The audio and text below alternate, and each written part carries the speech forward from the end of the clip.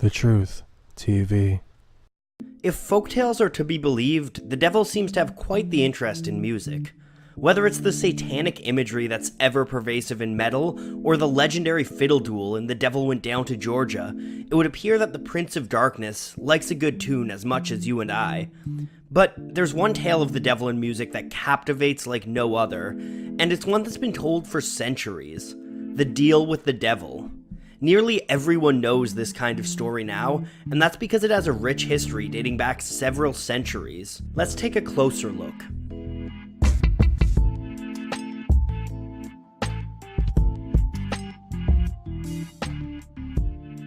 Deals with the devil have appeared in Western mythology for a long time, but they really first started catching on in the late 1500s thanks to a man named Johann Faust. Faust was a German alchemist and magician who was alleged to have made a pact with the demon Mephistopheles in return for his soul.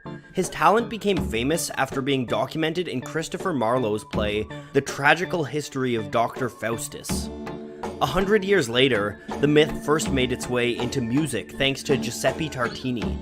In 1713, the devil appeared to Tartini in a dream, and Tartini made a pact for his soul. In the dream, he gave the devil a violin, and the devil performed the most beautiful sonata he had ever heard. Immediately upon waking up, Tartini tried to write down what he heard and created the Violin Sonata in G, better known as the Devil's Trill Sonata. Despite the success of this piece, Tartini wrote that his effort was so inferior to what I had heard that if I could have subsisted on other means, I would have broken my violin and abandoned music forever.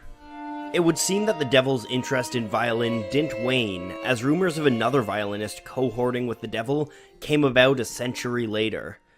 Niccolò Paganini is considered by some to be the greatest violin virtuoso ever to have lived. He started music at the age of 5 on the mandolin, was composing by the age of 7 and performing live at 12. And he was such a virtuoso that the public began to surmise that his talents must have come from dark dealings. On top of his skills, Paganini had a pale, lanky look with long fingers and flaming eyes. The legends of his performances are something else to behold.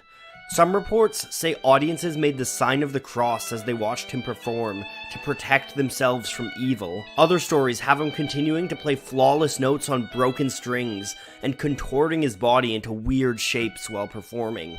One fan even left a Vienna concert claiming he had seen the devil aiding Paganini. At the age of 54, Paganini died, and one of the last things he did before he died was send away a priest who had come to perform last rites.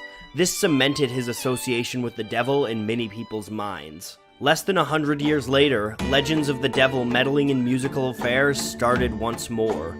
In the 1920s and 30s, a pair of blues musicians in the Mississippi Delta are alleged to have run-ins with the devil. First came Tommy Johnson, a guitar virtuoso known for his eerie yodeling. Johnson's brother Liddell spread the legend of Tommy's Faustian bargain. One night, the story goes, Tommy Johnson went to the crossroads just before midnight and played guitar until a big black man came up to him, took his guitar, and tuned it. After that, Tommy Johnson could play the guitar like no man alive. Outside of the alleged deal with the devil and his influence on blues music, Johnson's life was rather uneventful though. That can't be said for Robert Johnson, unrelated to Tommy, another musician who apparently made a Faustian bargain. Johnson was one of the most impressive guitar players of his time and one of the most important musicians of all time. And when he was a young man in the late 1920s, he started to play guitar, but apparently he had no talent for it. Fellow bluesman Son House famously remembered how Johnson played the guitar. Such a racket you never heard. It'd make the people mad, you know. They'd come out and say, "Why don't y'all go in and get that guitar away from that boy? He's running people crazy with it." I'd come back in and I'd scold him about it. Then one day Robert Johnson left Robinsonville where he had been living. When he came back, he was a changed man. Johnson returned with incredible guitar skills, sliding around the neck seamlessly while maintaining steady rhythms. Legend has it when Keith Richards first heard Johnson play, he thought it was two guitar players. Rumors started to grow that, like Tommy Johnson before him, Robert had sold his soul to the devil at midnight at a crossroads. And if you listen to Robert Johnson's music, it's easy to believe it too. Atop his virtuoso play, Johnson's lyrics have a haunting desperation to them, and he even sings of his relationship with the devil. Hellhound on My Trail is a masterful song that takes the trope of the rambling bluesman and puts a new spin on it. The reason Johnson is a traveling, wandering vagabond is because he's got hellhounds following him. You could even look at this song as the middle of a trilogy of songs chronicling his run-in with the devil. Crossroad Blues is where he sells his soul, and then the trilogy ends with Me and the Devil Blues, which has some of the most haunting opening lines ever. Early this morning, ooh, you knocked upon my door.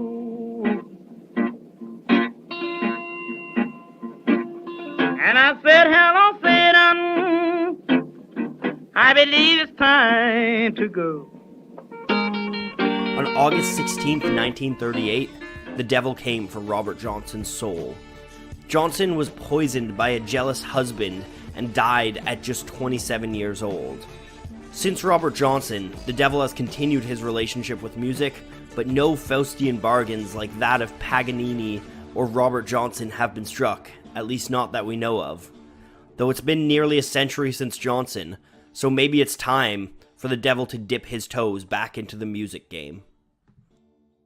Thanks to Skillshare, the first 260 people to click the link in the description are going to get a head start at making their passion a full-time job. Whether it's creating your own successful YouTube channel, business, or even just taking up a new hobby and becoming an expert in photography, writing, or videography, Skillshare have got you covered. People often ask me how I make my videos. I use softwares in the Adobe Creative Suite like Premiere, After Effects, and Photoshop.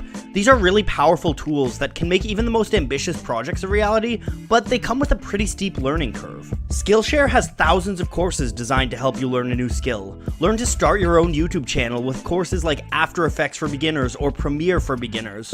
Whether it's a school project, a business venture, or even starting your own channel, these tutorials will give you a perfect head start.